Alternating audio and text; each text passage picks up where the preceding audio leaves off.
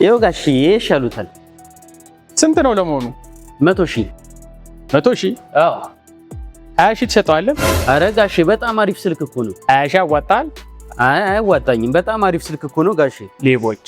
እና መጨረሻው ስንት አልሽኝ? 30,000 ብር ጋሼ። 30,000? አዎ 8,000 ትሸጪዋለሽ? አረ ጋሼ ሲመጣ ራሱ 28,000 ብር ነው የመጣው። በጣም ቆንጆ ቲቪ እኮ ነው። አይ ተይው በቃ ይቅርብኝ። ለምን ጋሼ? ተይው ተይው። አረ ኑ ቆይ። ተይው። አረ ተው።